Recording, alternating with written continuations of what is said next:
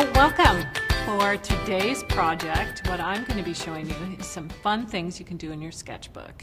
And I'm all about the sketchbook. I love sketchbooks. I use them a lot. That's where I plan my work. That's where I work out issues with my work that I might be having problems with a painting, or I'll just use them for inspiration. And over the years, I have developed a lot of sketchbooks. I go in and out of different ones. Like this one is for portrait work, and sometimes I have them just for doodles. I have others that I consider more like an art journal that's full of pages of different layers of color and design. So I really love sketchbook work. And what I'm going to be showing you today is a process I use for developing some of my folk art. And I start by listing out objects, and then I fill pages with those objects, and then I fill them with color, and then I go back and I look at them and see where the little nuggets of things that I love can be used in other work. This is a fun, inspirational, get you started, be creative project. And so I'm going to be stepping you through it step by step, and we'll need just a few supplies for this.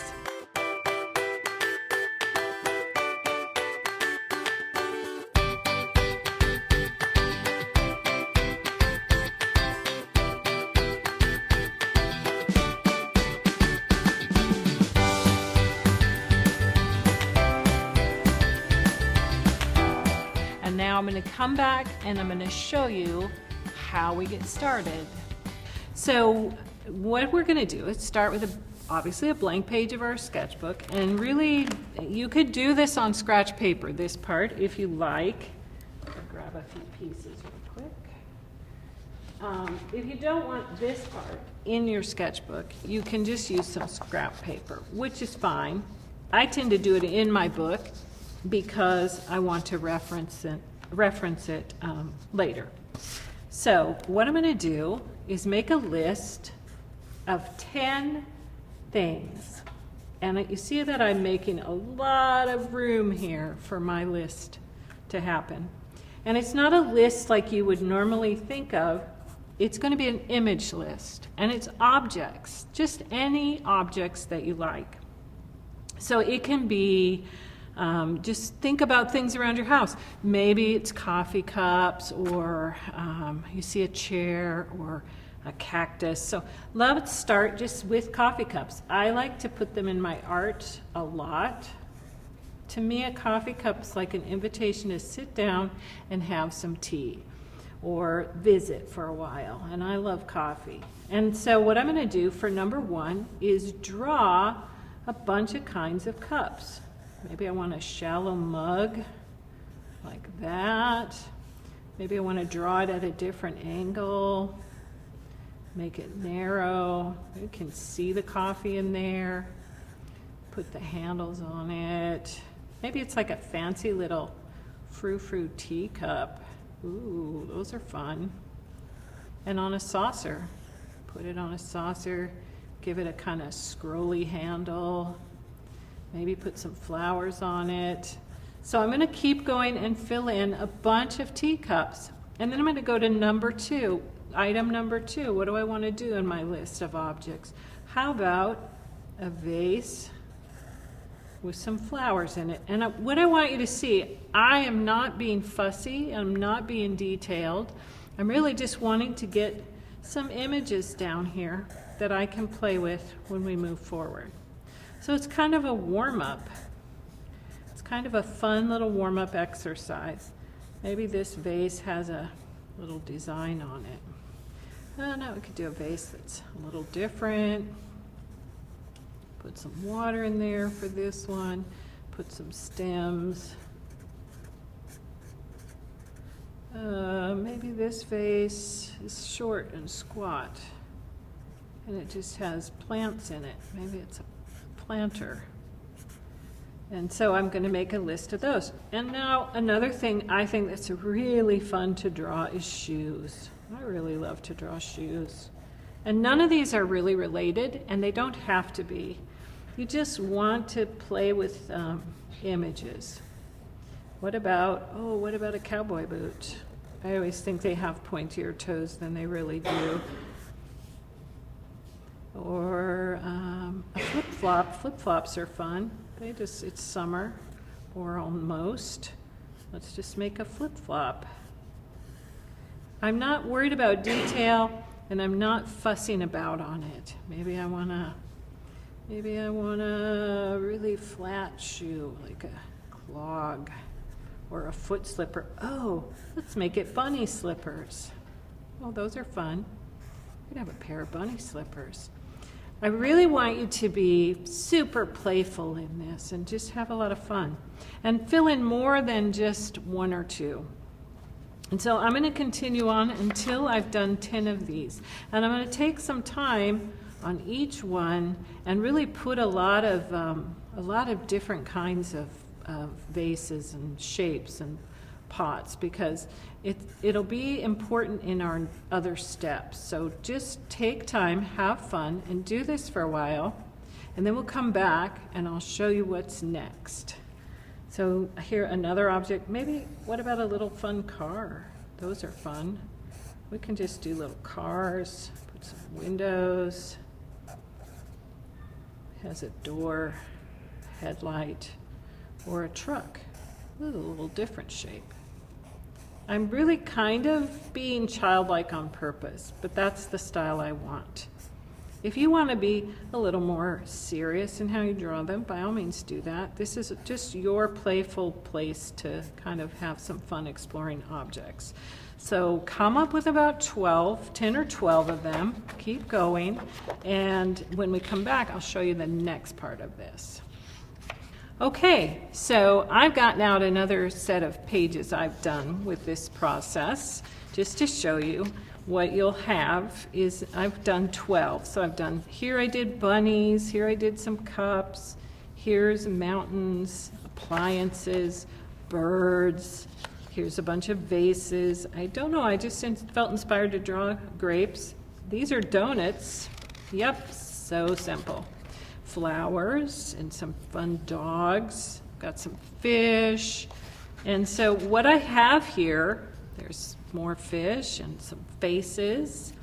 Here's some hats and boots and umbrellas.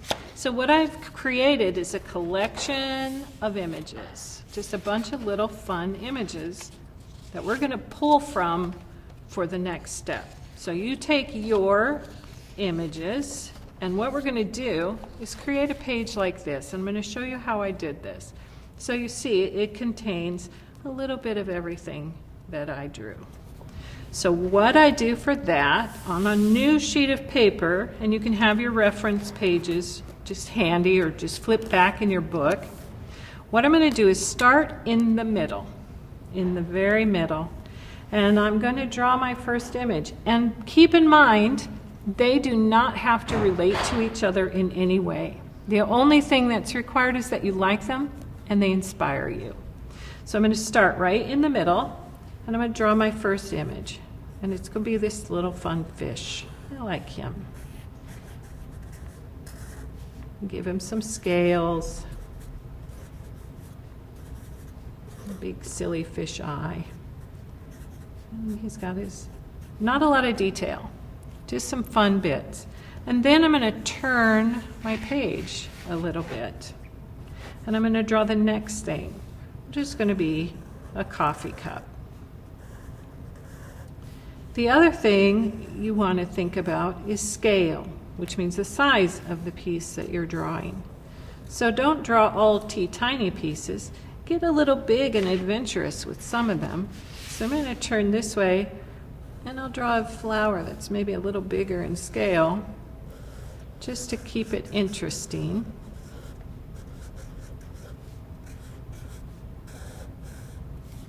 And again, I'm being very childlike in my drawings. I like this little dog. Let's see if we can get him in there. He's funny. He shows up a lot in my art. I love dogs and cats. So draw what you love, whatever you love. Go ahead and feel like putting it in there, do it. No rules. The only rule is to have fun.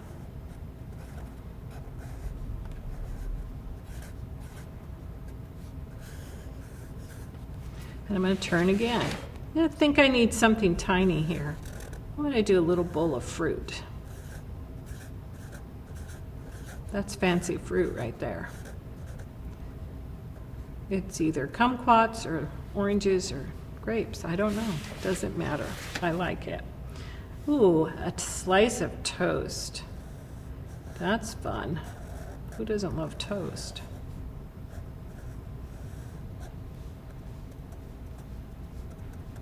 And then I'm turning again. Every time I'm turning, and these aren't relating, but if you come to a point where you want to draw something that relates to another object, do that. That's fine too. So if I want to make a chair, but maybe I want to put a coffee cup just sitting in the chair waiting for someone to come by and sit down and have fun with some coffee, I make room for it. So I'm going to continue this. This is your next step. Just continue till you've filled the entire page with images so you have a full page. Go right out to the edges. And if you even want to go off the edge, you certainly can. But just fill it all up and just continue on. I'm going to make a kitty cat, because if I didn't represent a cat and I have a dog, my cats would be a little bit offended. Of course, I have one cat who's always offended anyway. So there. And just keep going. And then this cat likes donuts. And that's what we're going to do for the next little bit. So work on that, and then when we come back, I'll show you what's next. Okay, so now you have this lovely sheet in your sketchbook full of fun little whimsical images. So the next thing I'm going to show you is where do we go with it from here? And this is the part I love because it involves color, and color is my thing. So I'm going to use a variety of the things that I have brought with me, but like I said, use whatever you've got and whatever you're comfortable with. And then you want to have your colors, and I'm going to get out a tiny brush here. I like to use small brushes and something medium size. So we'll get out a couple brushes that I know I'll want to work with, and we need some paper towels. Get my paper towels out here. Got my cup of water. Just something to clean my brush off on. And so if you've never used watercolor crayons, I'll start with that because they're super fun. And if you don't have some, but you want to try them, I recommend. I really love the Caran d'Ache Neo colors, but you get whatever you want. There's lots of makers of these watercolor crayons. So I'm going to start with this fish. I'm going to put a little crayon on there. And the magic is that if you add water, it turns into paint. And all we're going to do, moving forward, is fill in the color. And this is why I recommended the permanent marker, because I can paint right on top of this and it's not going to bleed all over the image. And then we can put a little green.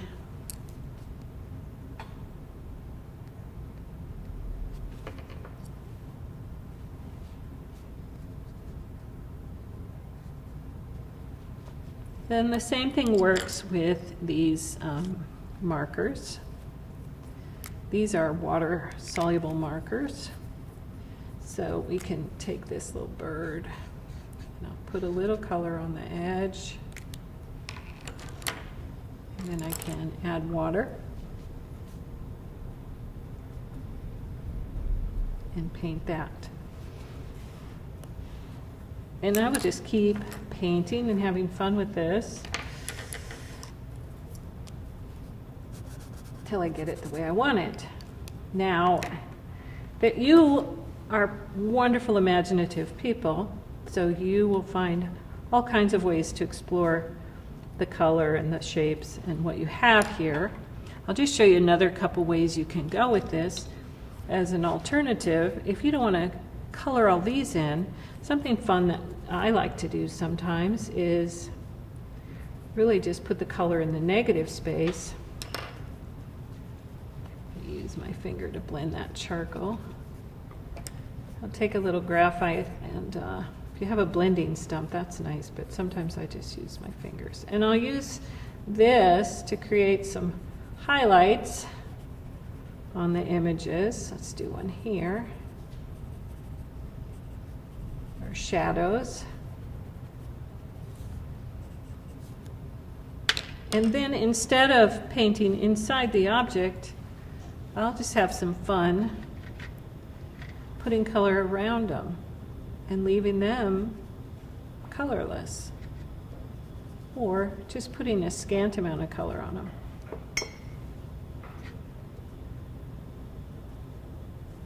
The idea is just to keep going and fill it all in, whether you do it as negative space or both, so you don't have to only paint the background if you're leaving it white. You can paint the background if you're adding color.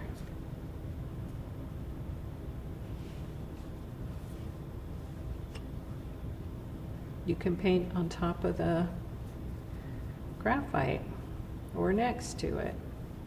You can do whatever you want. I am not the boss of you. I really, really just want you to have fun and fill the page. And when it's all finished and full, I really want to see what you come up with, because I love seeing what you create or what anybody creates. It excites me and it inspires me, and I hope this inspires you to have fun in your sketchbook. And if you don't have a sketchbook, just use a piece of paper or go right to a canvas and do this on canvas. That's fine too. All perfectly fine. Sometimes after I get all this done, I'm going to go back. Yeah, my fish is dry. So the reason I said you needed ballpoint pen or other markers is that sometimes I like to go back with a pen and add some more details. This is a green pen. And you can use just a black ballpoint pen. Maybe I want to put XXX on this jug. Or you could add some cross-hatching. You could put Bob. I don't know who Bob is and why his hat's laying here, but he had it monogrammed, so it must mean something to him. And I'm just going to keep playing with this. So when I get this all finished, I will show you how it turns out. And I really want to see how yours turns out.